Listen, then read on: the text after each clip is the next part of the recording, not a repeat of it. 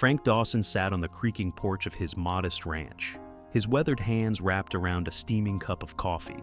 At 97 years old, he had lived through more than most could imagine. A decorated World War II veteran, Frank had fought for freedom in lands far from home, seeing firsthand the desperation of displaced families and the horrors of war.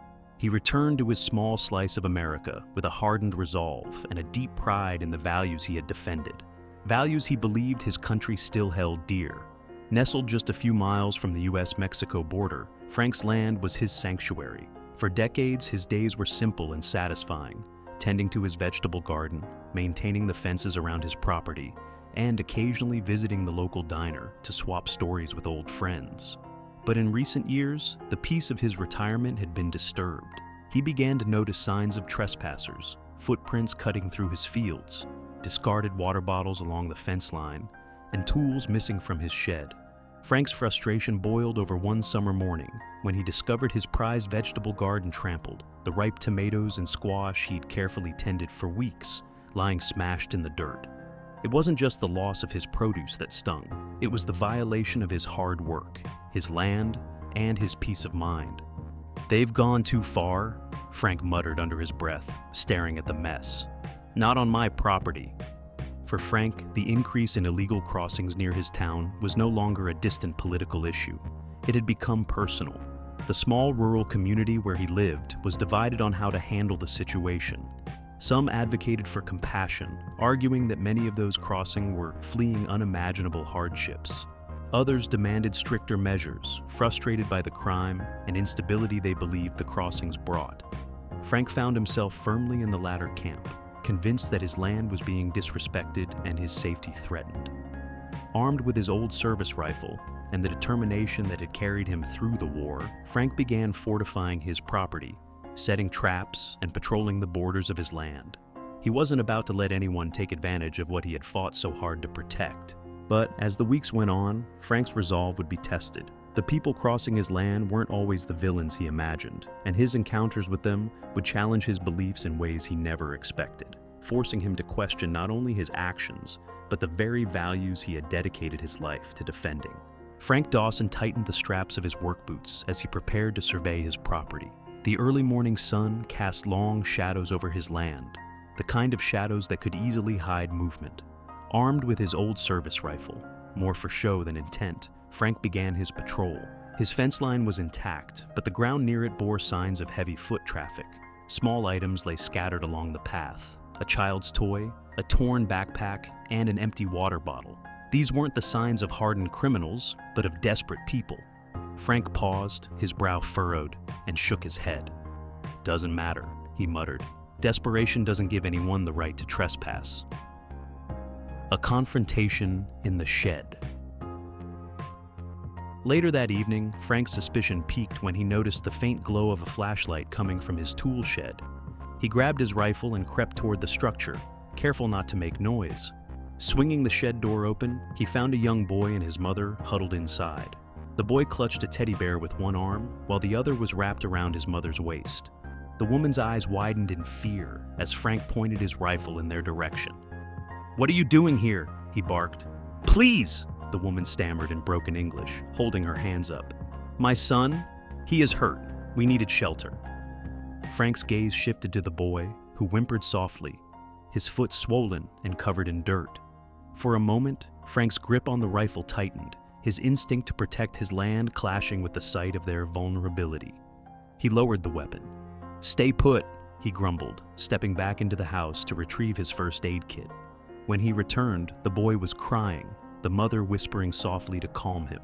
Frank knelt, cleaned the boy's wound, and bandaged his foot, his hands moving with the precision he'd honed during the war.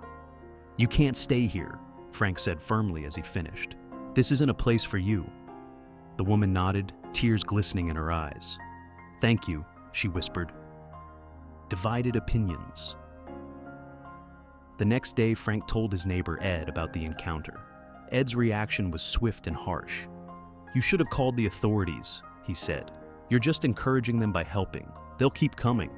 Frank frowned but didn't respond. He wasn't sure why he hadn't called the authorities. Maybe it was the boy's tear-streaked face, or the mother's whispered gratitude. Something about the encounter didn't sit right with him, but not in the way Ed assumed. At the local diner, Frank shared his concerns with Marta, the owner. Marta, whose parents had emigrated decades ago, listened carefully. "Not everyone crossing the border is a bad person, Frank," she said. "Some are just trying to survive. You of all people should understand that." "What's that supposed to mean?" Frank asked defensively. "You've told me stories about helping civilians during the war," Marta said gently. "Weren't they just trying to survive too?" Her words stayed with Frank as he returned home. He remembered moments from his service, distributing food to starving families, helping children find safety, and protecting those who couldn't protect themselves. The lines between heroism and responsibility were blurring in his mind. A smuggler's threat. Frank's internal conflict deepened when he discovered a group of smugglers using his land as a route for their operations. Unlike the mother and child, these men were hardened and hostile. One night, Frank caught two of them trying to cut through his fence. "Get off my property!" he shouted, raising his rifle. One of the smugglers sneered. "You don't want trouble, old man." Frank fired a warning shot into the air. The smugglers cursed but retreated, their threats echoing in the night. Frank knew this was a different battle, one he couldn't face alone. An unlikely ally. The next morning, Frank visited the sheriff's office to report the smugglers. There, he met Deputy Alvarez, a young officer who had recently transferred to the area. Alvarez listened intently as Frank described the situation. "These people aren't all the same," Alvarez said after Frank finished. "The ones running drugs and exploiting others, they're dangerous. But most of the people crossing just want a chance to live without fear." Frank bristled. "You're saying I should just let them walk all over my land?" "No," Alvarez replied. "But maybe there's a way to help the ones who need it and stop the ones who are causing harm." Reluctantly, Frank agreed to work with Alvarez. They began coordinating efforts to monitor the property and set up measures to deter smugglers without putting innocent people at risk.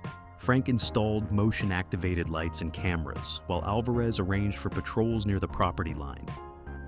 Helping the helpless. One afternoon, Frank found another group near his fence. This time, a father carrying a toddler and leading a pregnant woman. The man collapsed as Frank approached, clearly dehydrated. Without hesitation, Frank brought them water and a tarp for shade while he waited for Alvarez to arrive. The deputy arrived quickly, assessing the group with care. "We'll get them to a shelter," he told Frank. "You did the right thing." Frank didn't respond, but as he watched the family leave, he felt something shift. He realized he was no longer acting out of anger or fear, but out of a sense of duty, a duty to protect both his land and the humanity he had once fought for. The smugglers return. Despite their efforts, the smugglers returned, angry about the disruptions to their routes. This time, they were armed. Frank, hearing commotion near his shed, grabbed his rifle and stepped outside to find three men approaching aggressively. "You've caused enough trouble, old man," one of them growled. "Time to teach you a lesson." Frank's military instincts kicked in. Using the terrain to his advantage, he outmaneuvered the men, keeping them at bay until Alvarez and backup arrived. The smugglers were arrested and their operation dismantled. Frank Dawson sat on his porch, watching the golden hues of the setting sun spread over his land. The scars of recent events lingered, the repaired fence, the upgraded security cameras, and the faint memory of the smugglers' threats. But alongside those remnants was a sense of peace Frank hadn't felt in years. The land was quiet again, but his mind was not. It buzzed with reflections of the faces he'd encountered, the frightened mother and son, the exhausted family, and even the hardened smugglers. A community shift.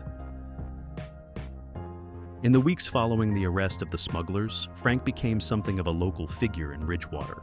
His actions had sparked conversations throughout the town. At the diner, Marta praised him for stepping up, calling him a bridge between old values and new understanding. His neighbor Ed, however, remained critical. "You're getting soft, Frank," he'd said, shaking his head. "This isn't the way we handle things." But Frank wasn't bothered by Ed's remarks. For the first time, he felt clarity about what was right, not just for him, but for the community. With the help of Deputy Alvarez, Frank started a small initiative, placing water stations at safe crossing points near his property. They worked together to create a balance, discouraging illegal activity while providing aid to those in desperate need. Reflecting on service. One afternoon, Frank sat down with Alvarez and Marta to discuss broader solutions for the town. As he listened to Marta talk about her family's journey to America and Alvarez's stories of bridging law enforcement with empathy, Frank realized something profound. His role wasn't just about protecting his land, it was about protecting the ideals he had fought for decades ago. "I fought in a war so people could live free," Frank said quietly, staring at his calloused hands. "I didn't think that meant people crossing my land. But maybe freedom looks different than I thought. Maybe it's my job to see that." A quiet legacy. As the months passed, Frank's land became a symbol of balance in Ridgewater, a place where safety and compassion coexisted. Neighbors who once avoided the topic of immigration now came to him for advice, inspired by his willingness to adapt and understand. Frank, in turn, found himself mentoring younger veterans, teaching them not just about duty, but about the humanity it must protect. One evening, as he sat on his porch, Frank watched a family pass by the edge of his property. They moved quickly, the father carrying a small child and glancing nervously over his shoulder. Frank stood, his knees aching but his heart steady, and raised his hand in a gesture of reassurance. The father hesitated, nodded, and continued on. Frank smiled, settling back into his chair. He had once seen the world in black and white, but now, in the soft light of the setting sun, he understood the beauty of its shades of gray.